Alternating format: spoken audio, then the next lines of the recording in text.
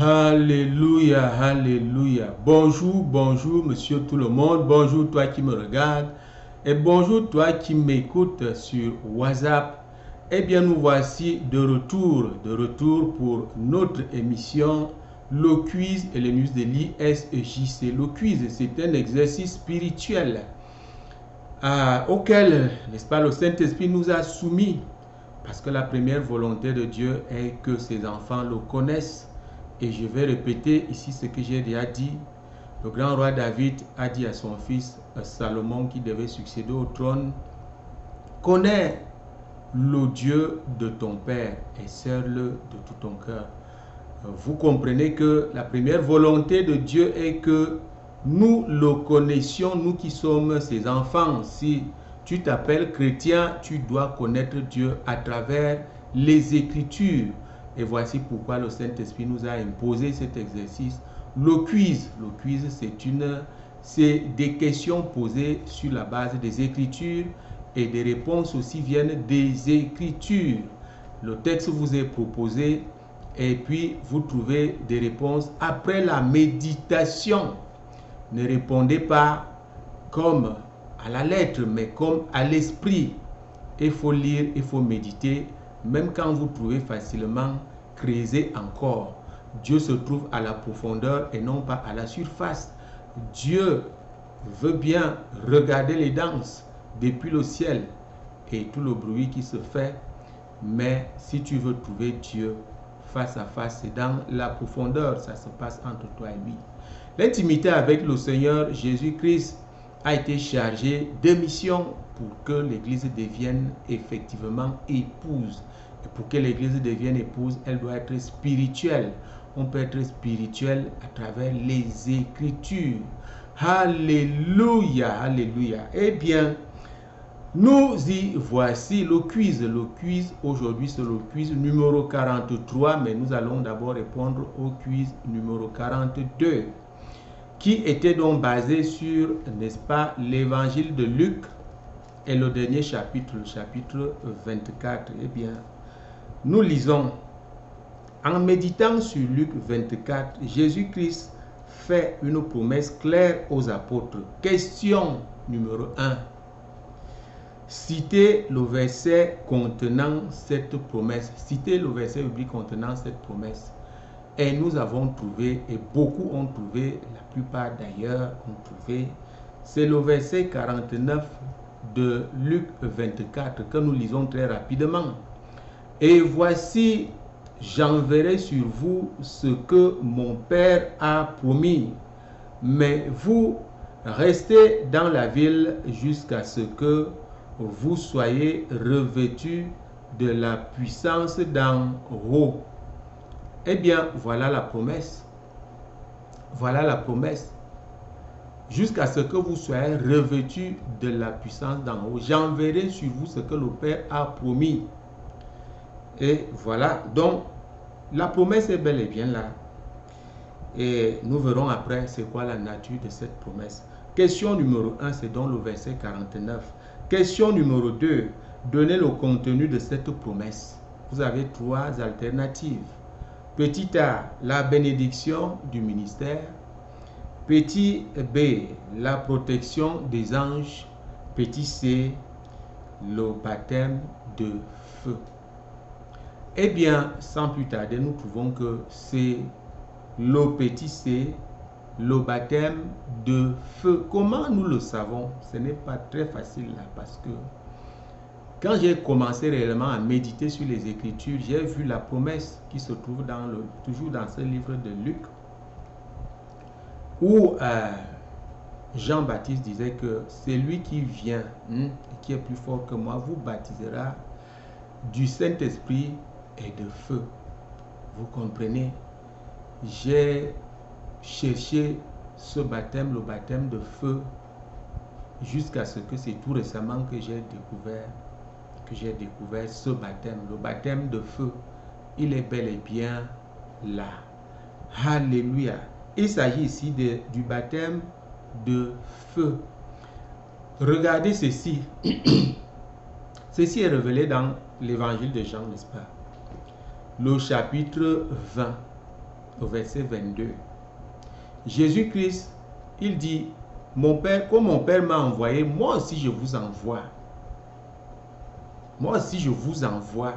Il souffle sur eux. Ça c'est un baptême. Il souffle sur eux. Vous comprenez? Il dit, allez, ceux à qui vous pardonnerez les péchés leur seront pardonnés. Eh bien, ça c'est le baptême. Vous baptisera du baptême du Saint-Esprit et de feu. Ça c'est le premier baptême. Il a soufflé sur eux. N'est-ce pas? Ok. Il y a un problème qui se pose là. Tout le monde peut recevoir ce baptême-là. Il souffle.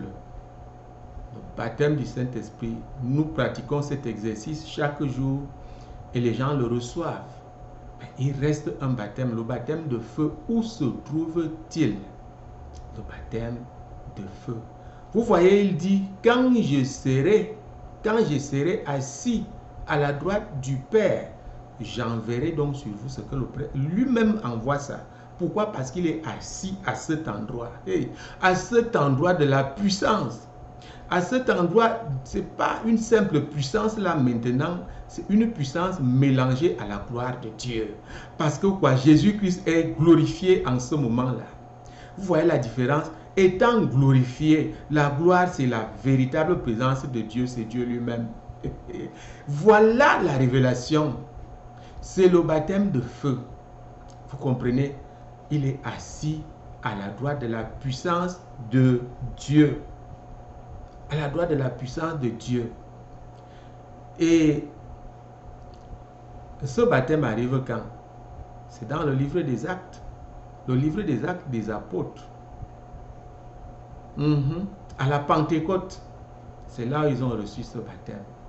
Aujourd'hui, on le reçoit de diverses manières. Il n'y aura pas plusieurs Pentecôtes. On le reçoit aujourd'hui par l'imposition des mains de ceux qui ont déjà ce feu. Alléluia. Mon mentor m'a enseigné, me dit, maintenant tu es consacré, ne cours pas vite pour aller ouvrir une église, il faut attendre ce feu. Je ne savais pas qu'il parlait du baptême de feu. Vous comprenez? J'ai reçu le baptême du Saint-Esprit comme à la Pentecôte. Mais le baptême de feu, ce n'est pas mon mentor, là qui m'a formé à l'école, le pasteur Bénin, ce n'est pas lui. Mais il me l'a annoncé. Vous comprenez? Là, c'est la plus haute dimension de la puissance, c'est-à-dire la présence de Dieu elle-même.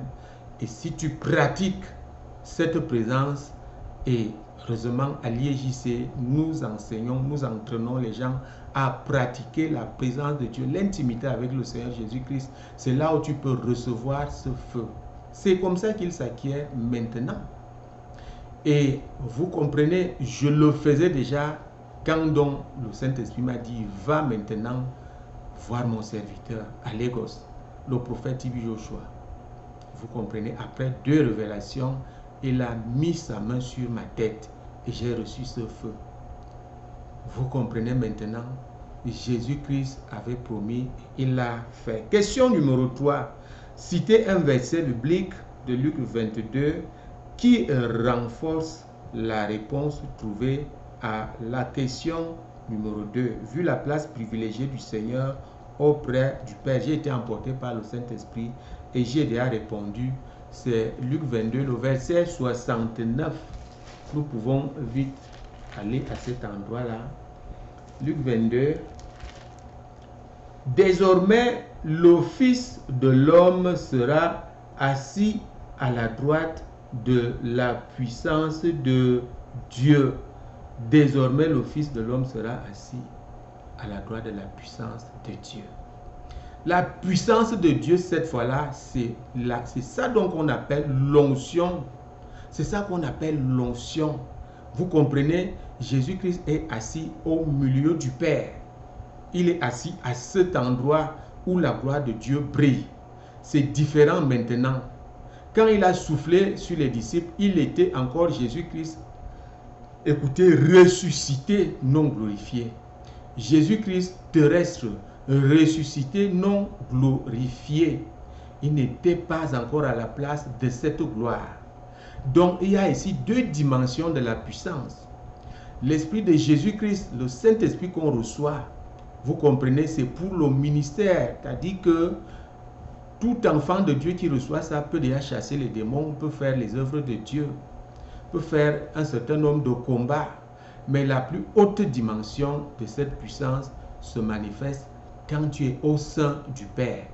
Toi aussi, tu peux être au sein du Père si tu pratiques la présence de Dieu.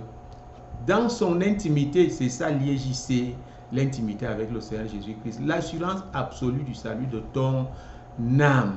Comprenez très bien, c'est ça. Nous venons là pour changer la donne, que l'Église devienne puissante, que l'Église devienne spirituelle. L'Église est jusque-là charnelle. Alors, il n'y a que les humbles qui vont recevoir cette chose et le salut sera garanti. Vous comprenez? Passons maintenant au nouveau quiz, le quiz numéro 43. Eh bien, nous lisons très rapidement, il nous reste 2 minutes et demie. Le quiz numéro 43, donc, en lisant et en méditant sur le premier épître de Pierre et le chapitre 1, de 1 à 12, nous voyons que le Seigneur devait passer par une expérience sans précédent pour, n'est-ce pas, relever le défi qui devait consacrer à ce que nous vivons aujourd'hui, c'est-à-dire le christianisme. Le Seigneur devait passer par une expérience sans précédent. Cette expérience devait consacrer au défi qui lui était posé. Le Seigneur avait un défi. Il relevait ce défi, alors on parlerait du christianisme, de la foi chrétienne aujourd'hui. Question, citez un verset biblique de notre portion, c'est-à-dire 1 Pierre 1, de 1 à 12, qui fait mention de ce défi, tout en le nommant.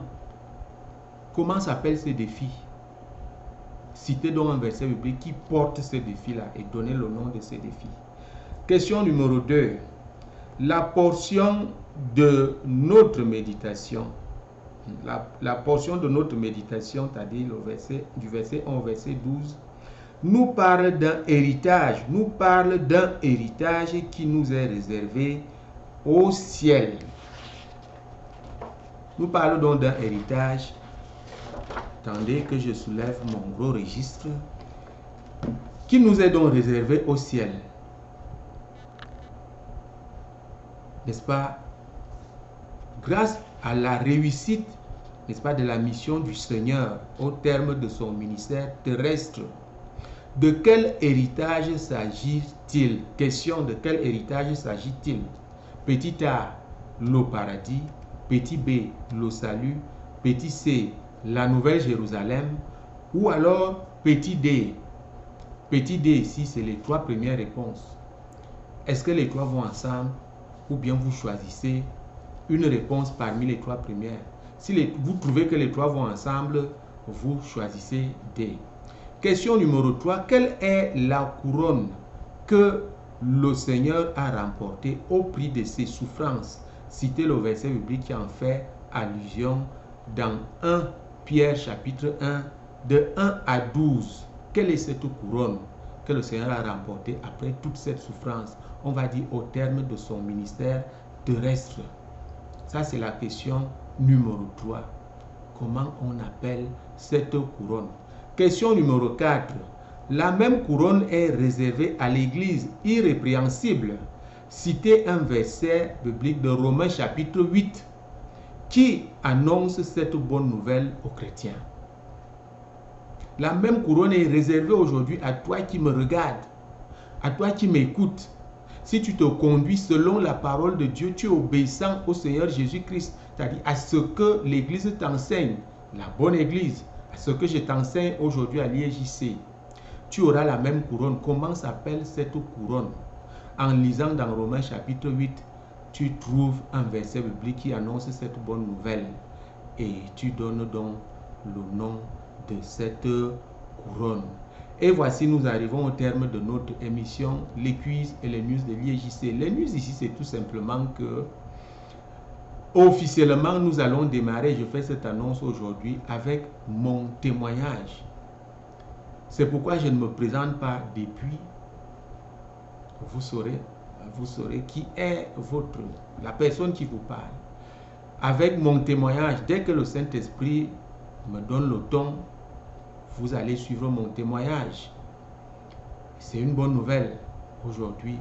Mais je vais d'abord donner les modalités, comment tu peux suivre un témoignage et gagner. Et prendre part, c'est-à-dire avoir la portion de ce que tu suis. Nous allons d'abord passer par là. Les choses doivent changer, vous comprenez. Les choses saintes ou très saintes, lorsque vous les recevez, vous devez être enseigné d'abord pour que cela soit un grand bénéfice pour vous. Et non pas comme assis au salon et puis on clique sur n'importe quoi, non. Alors je t'exhorte aujourd'hui, tu vois une vidéo de l'IEJC. Tu peux, si tu veux, tu tapes IEJC International Ministry. Parce qu'il y a beaucoup de IEJC. Vous comprenez, il y a un qui est dans la Cour suprême internationale en anglais. Donc, et puis les autres là-bas, vous tapez IEJC. Ce qui nous différencie les autres, c'est Ministry. IEJC International. IEJC International Ministry. Voilà, tu tapes et tu vois notre vidéo. Mais elle est publique, si tu la vois en passant, ne saute pas. Je t'en prie, clique dessus. Le simple clic envoie déjà la bénédiction dans ta vie. Il y a une telle onction, je vous dis, à 10 000 km depuis que nous avons commencé sur WhatsApp en 2020. Les gens reçoivent les guérisons, les miracles, les délivrances. Ils ne me voient même pas. Combien de fois aujourd'hui, si tu vois cette vidéo et tu la sautes, dès que tu cliques dessus, abonne-toi. Clique sur abonnez-vous, n'attends pas. Et puis, il faut transférer, fais l'œuvre de Dieu, fais l'œuvre d'un évangéliste. Nous sommes ouvriers avec Christ. Et tu verras toi-même. Vous savez, les hommes sont vite, ils sont pressés d'aller faire des choses où on demande d'énormes sacrifices pour gagner. Voici juste un clic, tu peux gagner énormément. Ton salut, les bénédictions, les délivrances, rien que parce que tu as transféré une bonne vidéo. Vous êtes prompt à transférer ce qui ne nourrit ni l'âme ni l'esprit. Voici l'IEJC. Alors, clique toujours sur notre vidéo et transfère. Et puis, active la cloche de notification pour que tu ne rates pas. Là, je ne vais pas t'envoyer ça plusieurs fois. Tu reçois, tu cliques et tu t'abonnes une fois. Chaque fois qu'une vidéo est en ligne, eh bien, tu es informé et tu ouvres cette vidéo et tu l'écoutes attentivement. Tu la regardes attentivement et je vais prier au nom puissant de Jésus-Christ.